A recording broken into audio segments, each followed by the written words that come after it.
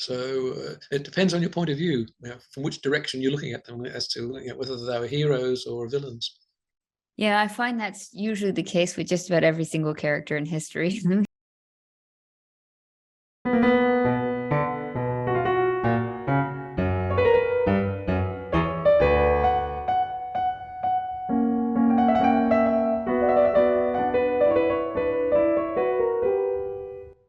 Who were the rebels that marched against Rome?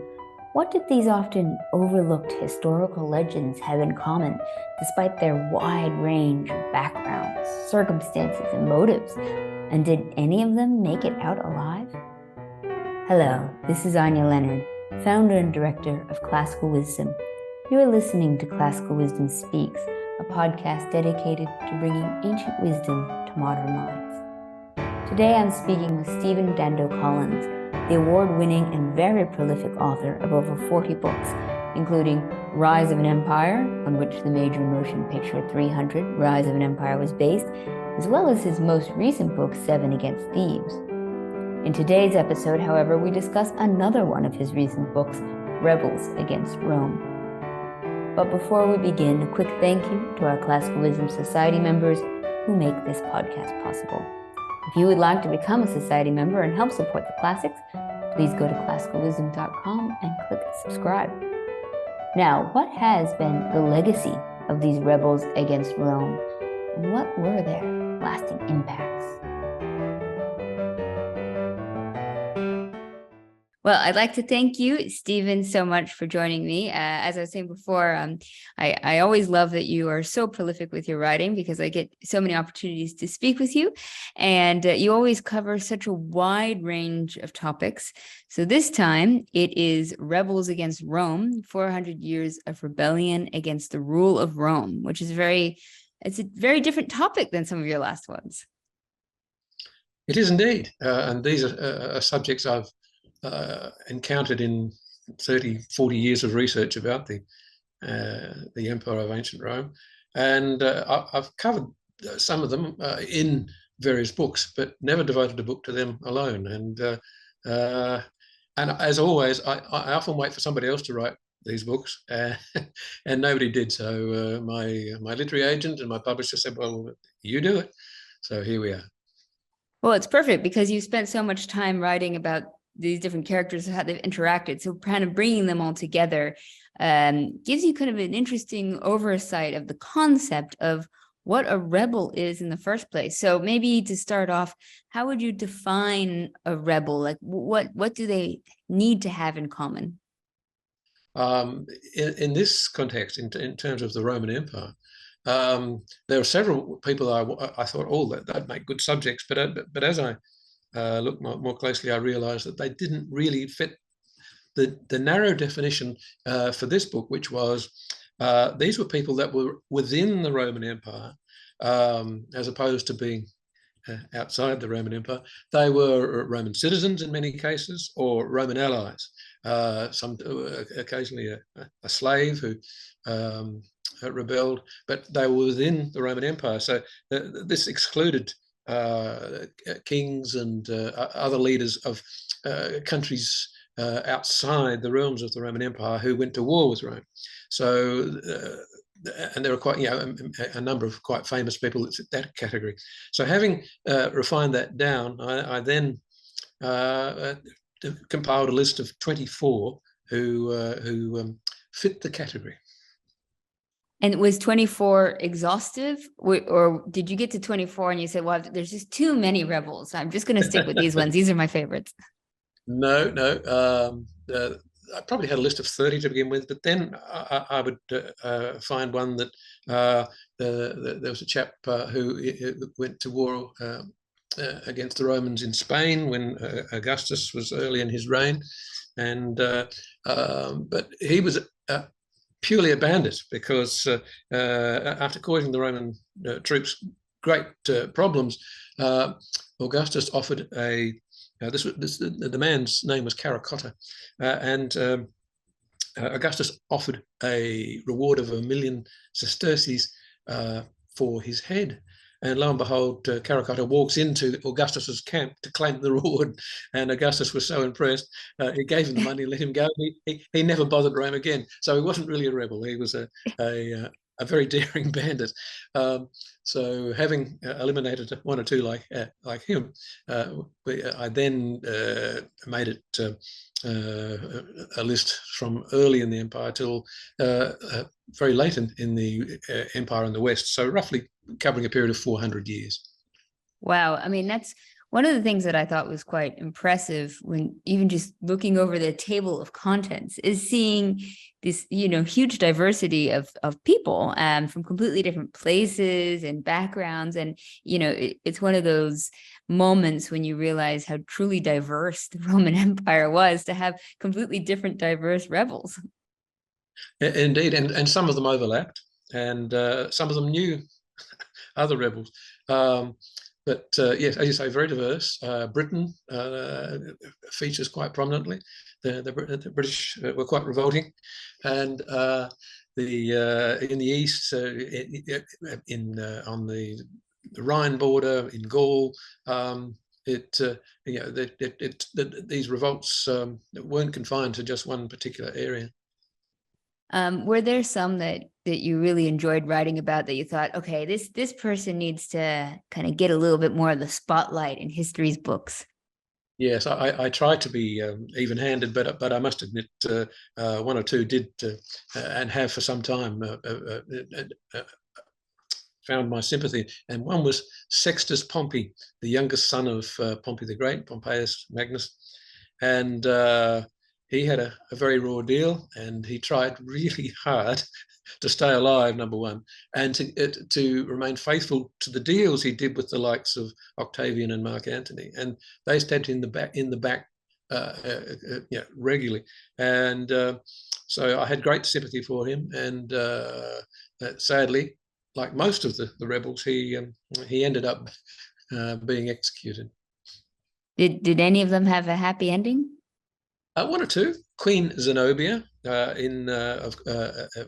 the east. Her rebellion lasted about 5 years, and from 267 AD, and she was captured by Rome. She was a Roman ally who took advantage of the situation that she basically controlled the east for Rome, and turned it into an empire of her own until. As so often happened, very slowly but methodically, the Roman Empire took up arms against her and defeated her. She was taken to Rome. She was led through the streets of Rome in the triumph of the general who defeated her, in golden chains, we're told, but then ended up marrying a Roman senator and living to quite old age. Her children rose up to be quite influential members of the Roman Empire at Rome, and so her story ended reasonably well. Correct me if I'm wrong, but I remember reading that she was considered quite a beauty. So maybe perhaps she went from captured to captivating. That might have been her ticket out. I should have used the line. And were there any rebels that you thought got their just desserts, that they shouldn't have attempted Rome, or they had very impure motives? Several of them. One I felt a little sorry for, but he was an idiot. Epiphanes, the prince of Commagene, he became upset because he wasn't given enough credit by the Romans in the siege of Jerusalem in AD 70, when Titus finally conquered the Jewish revolt, and Epiphanes had led troops from Commagene to work with the Romans, and Titus scoffed at him and wasn't impressed with his boast that he could conquer Jerusalem for him just with his Greek mercenaries. And so after he went home, he started talking to the Parthians about bringing Commagene into the Parthian Empire. And of course, Rome found out about this, and the Roman governor of Syria invaded Commagene with 1 legion. And poor old Epiphanes soon had his comeuppance. Now, I should just say that even though it is March 14th where I'm recording, you are recording ahead in the future on the Ides of March.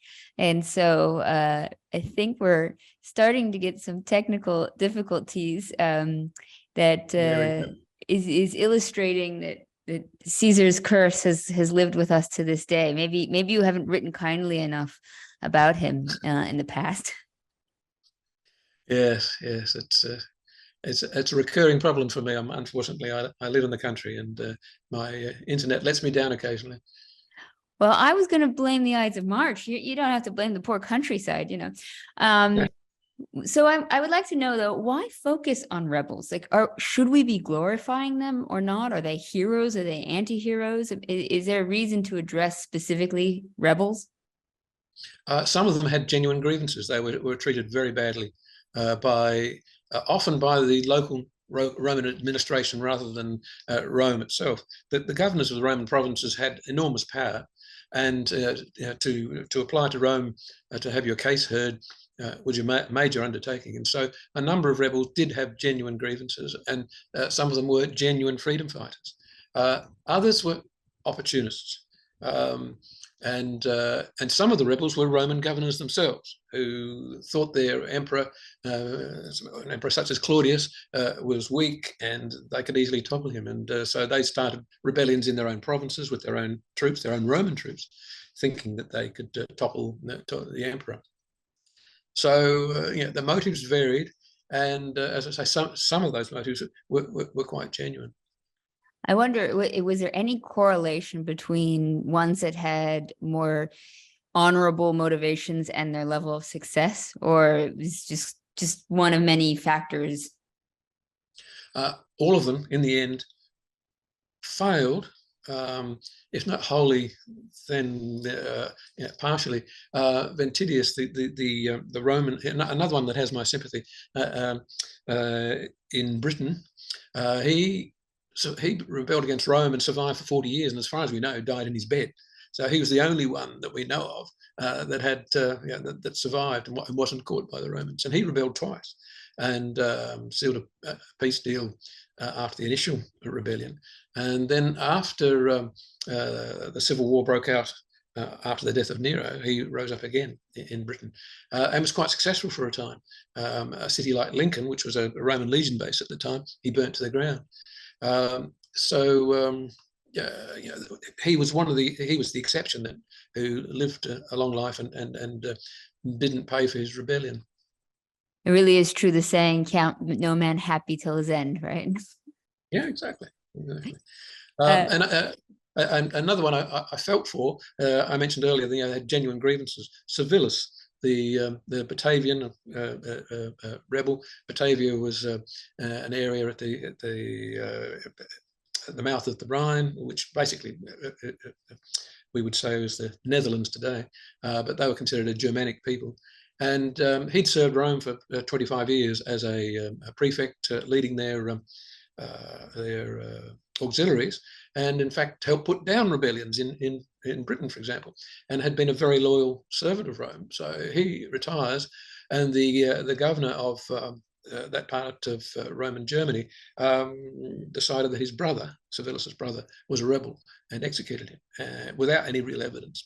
And so Civilis, as can be imagined, became very unhappy. And then when he saw his opportunity with Roman eyes looking at the Civil War after the death of Nero, he took his opportunity to raise his people and all the Germanic people within the Roman Empire along the Rhine. So, but he ended badly as well. Yeah, well, I think another one that ended badly was Boudica, and she was, very beloved in Britain. But yeah, she had, I felt like, pretty good reasons to fight as well. Then also did not end well.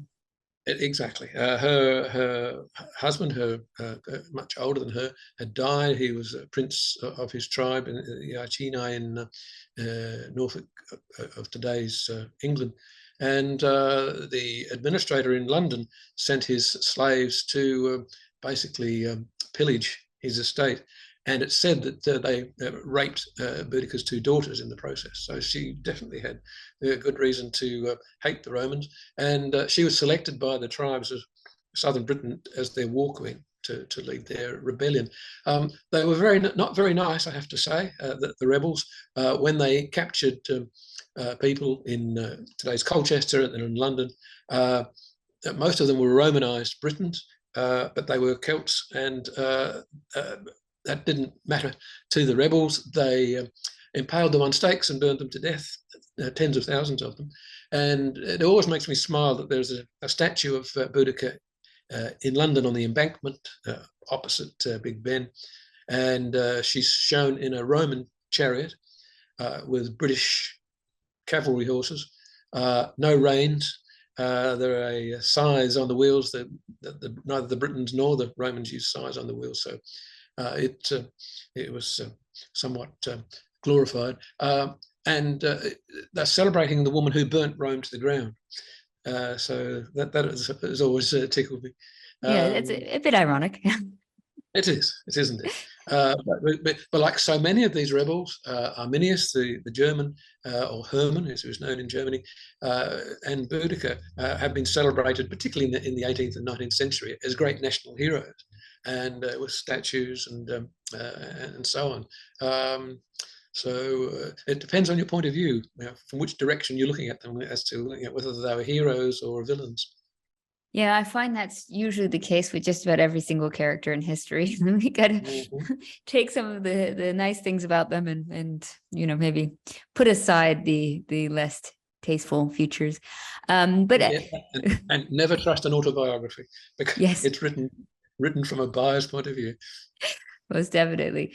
With regards to Rome as an empire having so many rebellions, I mean, did they have more than most empires, or is it just with an empire you just expect a certain number of rebellions?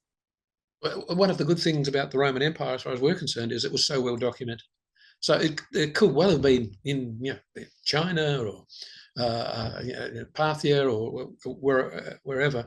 Could well have been a great many more rebellions than we know about, because the Romans and the Greeks documented their history so well. But there's still so much of that was lost. We read about so many books by Roman authors, for example, that have been lost to us. And there's a section of Tacitus that has been missing since ancient times. I'd love to read it. It just may be in some ancient library somewhere, we just don't know. But basically, the reason that we know about so many rebels against the Roman Empire is because it was so well documented at the time. Yeah, I always sort of dream that one day we're going to find so many of these lost documents in an Egyptian trash heap, and just keep hoping. You never know. They're still digging at them. Exactly. Were the Romans particularly good at handling the rebellions? I mean, I suppose, as you say, they all failed. So, I mean, well, it varied. It depended on the local commander. Usually, there was a 15-day rebellion in Egypt very early in the Roman Empire, and so it was put down within 15 days. And I mentioned that in passing, but I don't go into detail because we don't know the names of the rebel leaders or any other details. So I can't write about it if I don't know about it. But that was an exception. Some rebellions lasted years, and with great difficulty were put down by the Roman authorities. But sometimes it was the making of a Roman general to put down a rebellion. In other cases, it was the end of their reputation and sometimes their life. You mentioned some of these rebels before that have had sort of nationalistic symbols. Are there other rebels that have just had a lasting impact, a legacy that we can still sort of see today?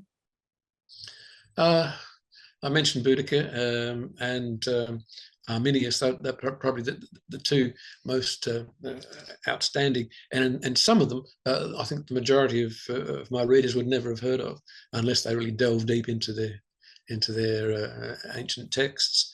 So some of the stories I tell, I think, will be quite enlightening to many readers. For example, Ventidius, and he was his wife was the first British queen, Cartimandua, and they were an interesting couple. And she divorced him for his armor bearer, and so that made him gave him a good reason not to like his wife. And his second rebellion actually unseated her, but the Romans looked after her. They took her down to what would be the Welsh border today, and she lived out, we assume, lived out the rest of her life in a villa there. So there are a number of these sorts of people that, as I say, most the readers would not have heard of, and I think would be quite illuminating for them to read their stories. It's really interesting to think about that why did the Romans document it so well? I mean, there's obviously a long tradition of once you suppress somebody or your enemy to try to wipe them out from the history books or get rid of them. I mean, you would think that the Roman Empire, it wouldn't benefit them to document how many times people went against them. Well, it's interesting. If someone wrote within, if a rebellion had happened in their lifetime, they tended to be fairly patriotic, pro-Roman in their account. But if it was 100, 200 years later, the writers tended to stand back and be a bit more sympathetic.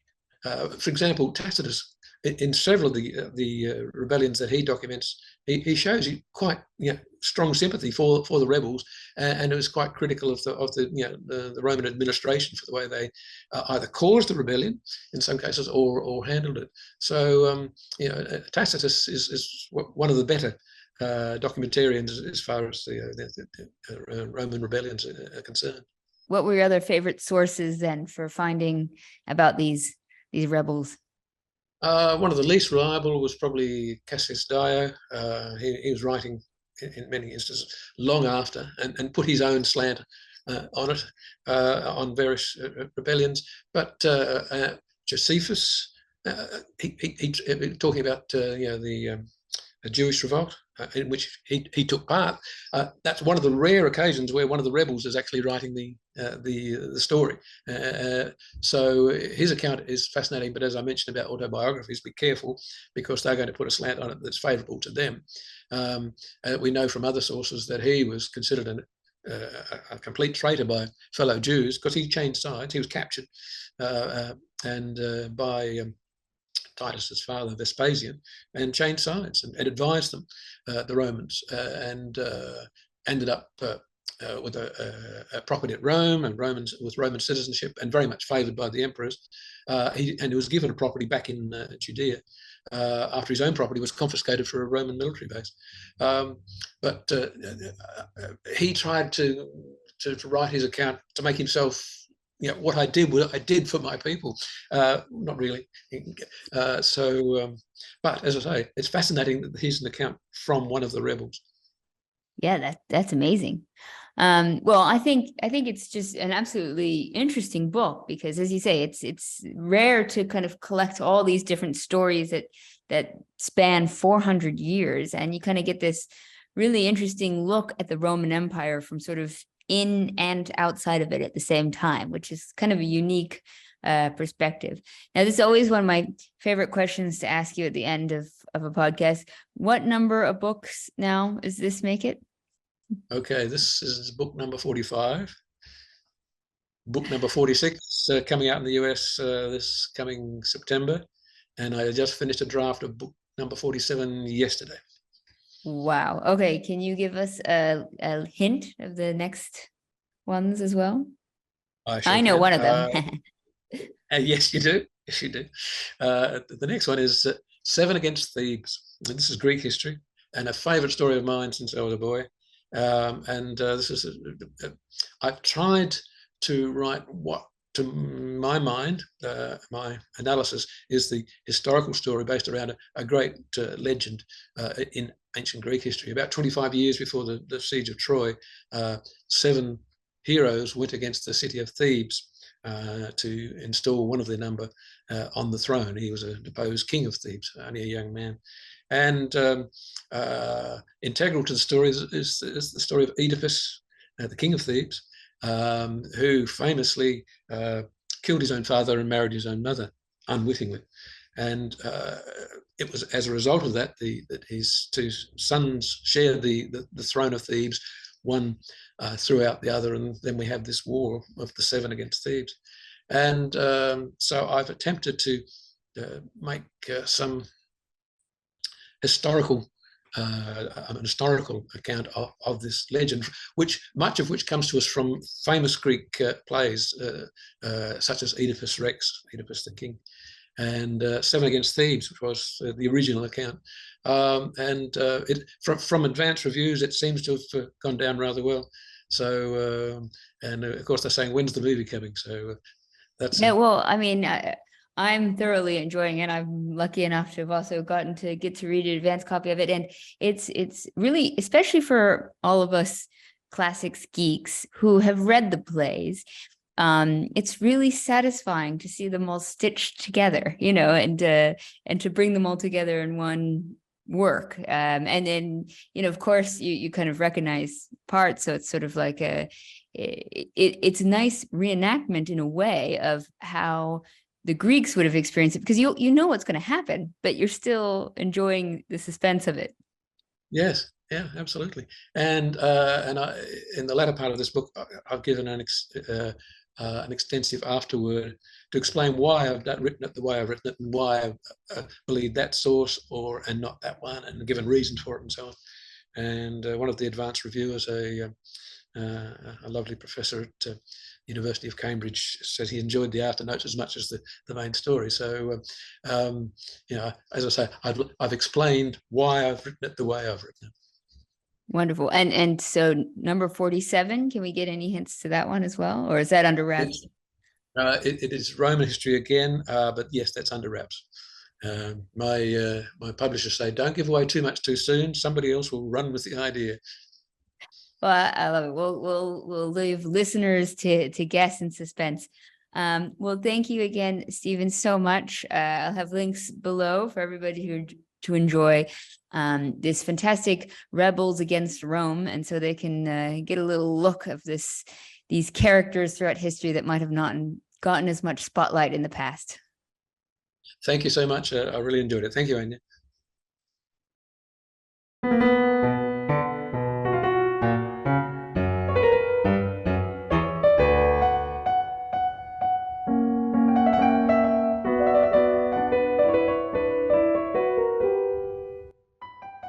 Thank you for listening to Classical Wisdom Speaks, a podcast dedicated to bringing ancient wisdom to modern minds.